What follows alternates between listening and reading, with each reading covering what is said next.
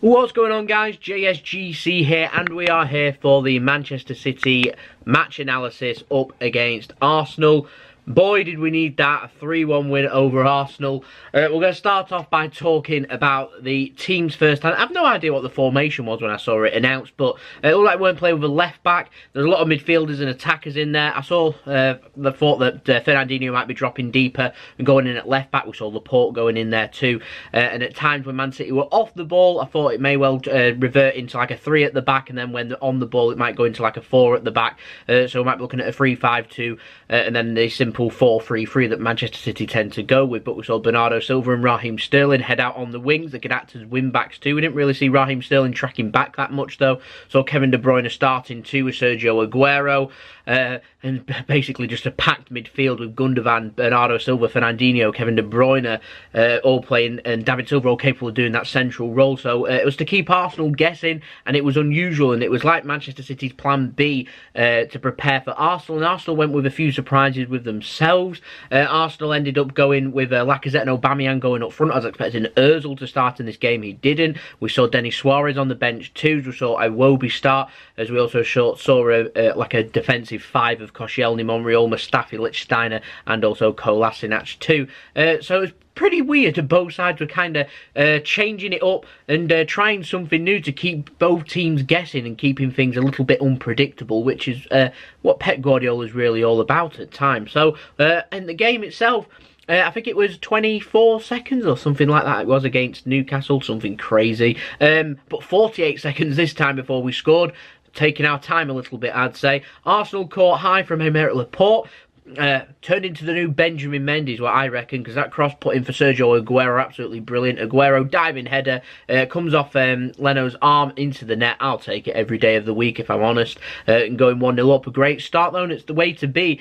From there, we had a penalty decision turned down. We saw Kevin De Bruyne put in a brilliant, dangerous free kick on City's right-hand side, which Laporte put away. Good goal, in my opinion. Was ruled out offside. I've not seen too many replays of this to tell whether it was offside. All I'll say is it looked very tight, in my opinion, with that decision going against Man City on this time. But first 10 minutes, absolutely sensational. Then, just like that, mistake comes. Kyle Walker mops up, puts it out for a corner. Right thing to do. Kyle Walker had a decent game, in my opinion, in this game. He gets some criticism. I think it's only right that Kyle Walker gets some compliments too when he does well. Made the right decision there. From there, decent corner comes in, Monreal flicks it on, Kevin De Bruyne keeping Koscielny on as he puts it in the back of the net.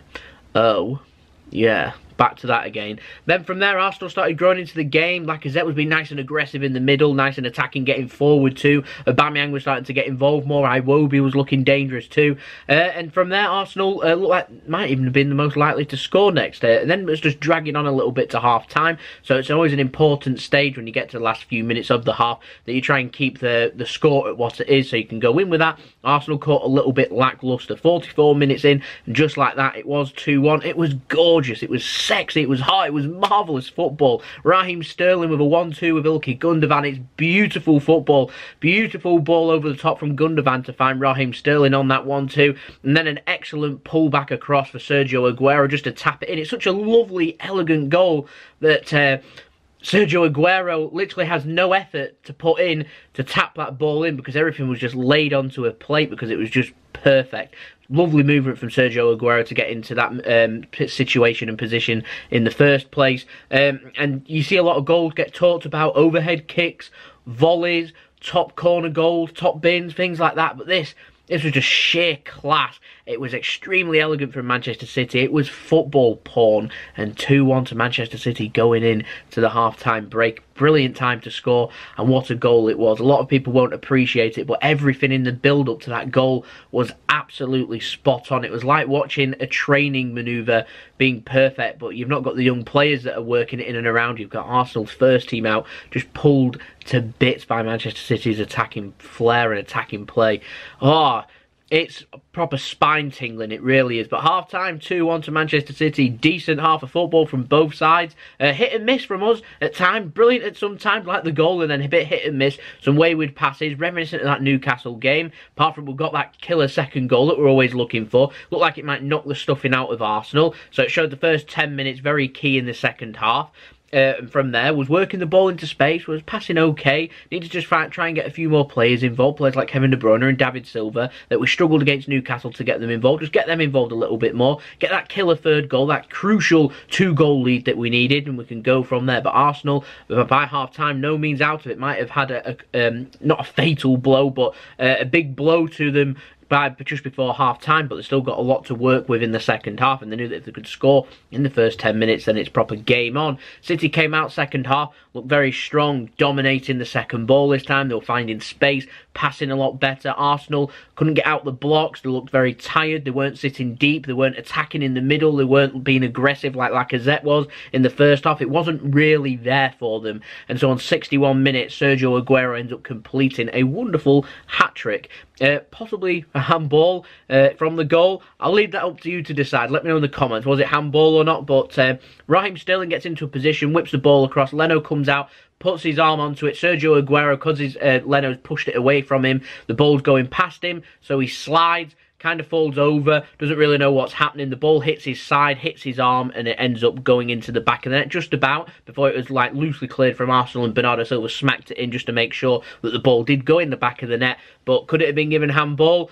I'll let you decide that one. All I'm going to say is we've had a lot of luck against us at times this season. Wolves handball, like Kevin De Bruyne, a tight offside with Laporte in the first half of this game. Numerous other decisions against us too. So it's nice to have something go our way. It was a little bit of a relief for me. I'd have been annoyed if it was the other way around and Arsenal had scored like that. But it's football for you. And like I said, sooner VAR's introduced, you might get a little bit more clearance. Or you might have a little bit more of a talking point, because I'm sure both City and Arsenal fans will disagree on that decision. From there, we saw Denis Suarez come on to make his Arsenal debut against us, his former side, where if he's sold to Arsenal permanently, I think we're set to pick up £10 million. Another tidy £10 million from our youth academy players if that ends up going through. Nice. 3-1 win and £10 million if Arsenal decide on that one. Yeah, I'd say that's pretty decent from City's transfer business there.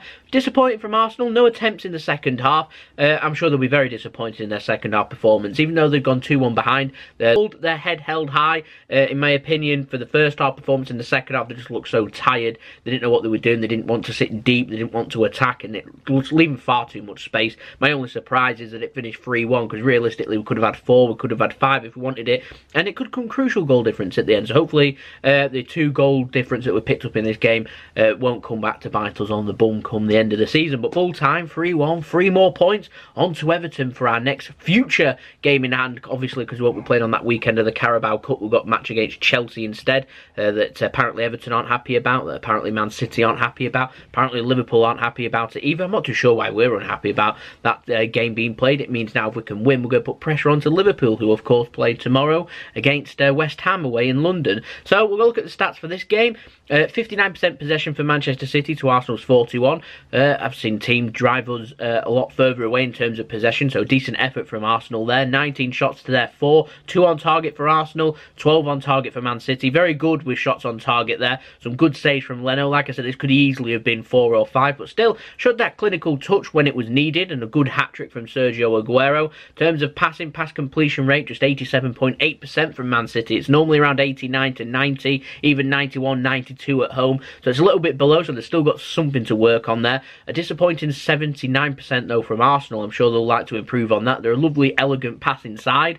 I'm sure they'll want to improve on that and get that towards 85, towards 90%, because once they're playing in top form under Unai Emery, I'm sure they'll be capable of getting it towards 85 to 90% possession, like some of the other Premier League teams are. 2 clear-cut chances created for City, just 1 for Arsenal.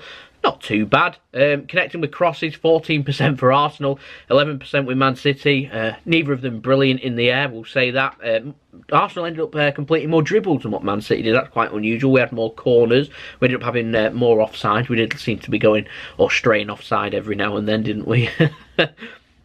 But yeah, Arsenal, in terms of attacking stats, seem to be dominating. More blocks, more interceptions, more clearances, as you'd expect. Arsenal being on the back foot. A lot of that will come, I'm sure, in the second half. 1 save for Edison to make, which was tested in the first half. Sting in his hands with 9 saves made. Incredible, isn't it? 9 saves made from Leno. So really, could have been more. He'll be a contender for man of the match, I'm sure, Leno. But my opinion, Kyle Walker did a lot better in this game. De Bruyne a lot better in the second half too. Nice to see David Silva getting more and more involved too. After the disappointment of Newcastle, it was important that we did respond in this game, and we did. It's disappointing for Arsenal, I'm sure. Did well first 20 minutes or so. Once they went 1-0 behind, responded, put us under pressure. Like I said, they looked like they were just coasting along towards half-time, and that's why they've been caught just a little bit lacking in their concentration. That's why Manchester City were able to cut through it so easily. Like I said, it looked like it was from the training ground, and you'd expect better from a team in the top 6 in the Premier League, you really would, but I'll take that. Large majority of the game, we were pretty decent. Man of the match, Sergio Aguero, hat-trick hero. Not a lot more else to be said there. 3 goals that he's managed to score, so I'm sure he'll be getting a start probably against Chelsea, as I imagine Jesus will go in against Everton. Why? Well, because we're playing 3 times in 7 days, so imagine you'll see quite a few changes for that Everton game. So we'll probably be seeing Sane, Mahrez, Stones, Danilo, players like that. We're expecting to see them in the next game, so we'll see how that one goes. We'll come to that when we come to it. For Arsenal, Lacazette looked very attacking and aggressive in the first half. Impressed with him. But other than that, there's like that real quality, and I'm sure that if they stick with Unai Emery, give him a season or 2 and invest in him, then I'm sure he'll be able to boost up their stats and boost up the quality in Arsenal that will make them a serious contender for competing for trophies and being able to compete in the top 4, maybe even in a couple of seasons launching a title challenge if they get the proper investment there. He is a good manager, did show that. All in all, though, they're needing to put a lot more hard work in, and like I said, if they get given the assets and being able to give them money to improve, then it'll be interesting to see where Arsenal go from there. But for us, on to Wednesday, on to Liverpool. I'm not going to Liverpool, though. We're going against Everton, who are based in Liverpool, if you didn't know. Against Everton away, Goodison Park, be interesting. Liverpool, they go away against West Ham in London. That's tomorrow night, so for a change, I'll have a watch of that. We'll see how Liverpool do. Be interesting to see how they respond. They're under a little bit of pressure. We've got more goal difference. We're breathing behind them now. They're needing to pick up points. They know that if they don't win that game and we win against Everton, we're going to go over them, and therefore then Liverpool are putting themselves under more and more pressure, and they don't want to be doing that, conceding 4-5 points, whatever they had it at come less than a month ago, to no longer sitting on top of the Premier League table. So they're under pressure. They're under pressure. It's nice to put them under pressure, and it was a nice confident performance and a nice recovery from that game against Newcastle. I said it was a good time to be playing a top 6 side at home. I'm happy. Brings out the best in us, it really does. So yeah, happy with that one. Win's a win, some talking points. Like I said, let me know your thoughts in the comments below. We're 5 goal difference on Liverpool. We're 2 points behind them. Over to you, Liverpool. Let's see how they respond. So, if you enjoyed this video, leave a big thumbs up. Make sure you subscribe and put the push notifications on. Press the bell to do that. I'm going to have the preview up for that Everton game very soon, so make sure you stay tuned for that one. That will be up either tomorrow or the day after. So please do stay tuned for that one. And I'll see you all again for the next Man City video. Social media links in the description below if you want to go and check me out on Twitter and Instagram. And I'll see you all again for the next video. A response at last. 13 more cup finals to go in the Premier League. Hope you all enjoy your weekend, Blues. So it's been JSGC. I hope you have a wonderful rest of your day. Peace. Ciao for now. Football porn.